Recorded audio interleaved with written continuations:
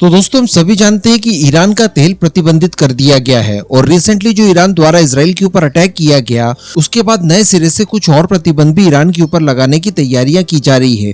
और इस समय अमेरिका हो, इजराइल हो या बाकी के पश्चिमी देश हो, इनका एक ही विचार है कि ईरान के पास जो पैसों की सप्लाई आ रही है उसे रोका जाए, क्योंकि पैसे जितने भी आएंगे ईरान के पास उतना ज्यादा वो अग्रसर होगा अपने द्वारा तैयार किए जाने वाले न्यूक्लियर वेपन्स के। और ये कोई भी नहीं चाहेगा कि ईरान आने वाले समय में परमाणु संपन्न राष्ट्र बन जाए।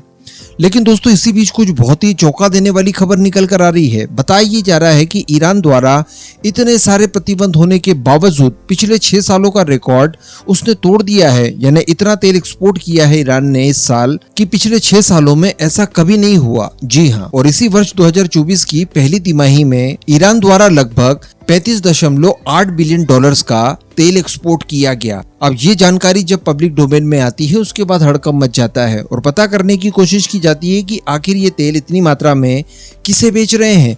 तो यहाँ पर नाम निकल कर आता है चाइना का। आप सभी को अब शायद याद आ रहा होगा, आज से 6 महीना पहले मैंने एक वीडियो बनाकर आपको बताया था कि चाइना काफी ज्यादा डिस्काउंटेड रेट पर ईरान का क्रूड ऑयल खरीद रहा है। उस समय बताया ये जा रहा था कि ईरान प्रति बैरल 13 से लेकर $15 के आसपास डिस्काउंट दे रहा है। और कुछ ईरान के तेल के व्यापारी यूएई में भारत के अधिकारियों से मिलते भी, हमारी रिफाइनरीज के अधिकारियों से, और उनके सामने ऑफर रखते हैं कि जिस तरह से चाइना तीसरे देश के माध्यम से ईरानी तेल खरीद रहा है इस तरह से आप भी खरीद सकते हैं। हालांकि भारत ने इंटरेस्ट नहीं दिखाया, लेकिन चाइना ने दिखाया और चाइना ने इतना तेल खरीद लिया कि पिछले 6 साल के रिकॉर्ड ईरान तोड़ देता है तेल एक्सपोर्ट को लेकर। और चाइना द्वारा ईरान से जो तेल खरीदा जा रहा है उसकी क्वांटिटी बताई जा रही है लगभग 15 लाख बैरल पर डे। अब चीन दुनिया में सबसे ज्यादा क्रूड ऑयल का उपयोग करता है और वो भी अपनी रिक्वायरमेंट का मैक्सिमम परसेंटेज बाहर से ही फुलफिल करता है, तो उसके लिए तो ये वरदान साबित होता है। इसी के साथ साथ ईरान इसी ट्रिक से रशिया से भी क्रूड ऑयल खरीद रहा है और साथ ही वेनेजुएला से भी खरीद रहा है।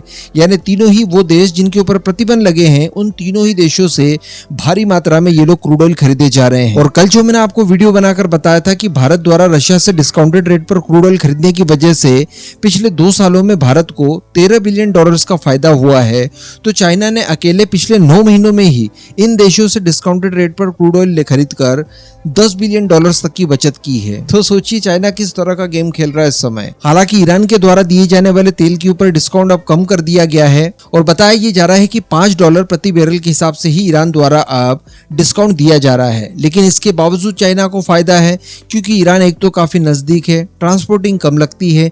इसके अतिरिक्त ईरान का तेल जो है वो गुणवत्ता के मामले में काफी ज्यादा अच्छा है। यानी दुनिया के बाकी देशों की तुलना में ईरान और आसपास के देशों में मिलने वाला क्रूड ऑयल ज्यादा अच्छा माना जाता है। तो अच्छी क्वालिटी का तेल उसे कम दामों पर उपलब्ध हो रहा है और यही कारण है कि वो लोग लगातार इस तेल को खरीदते जा रहे हैं।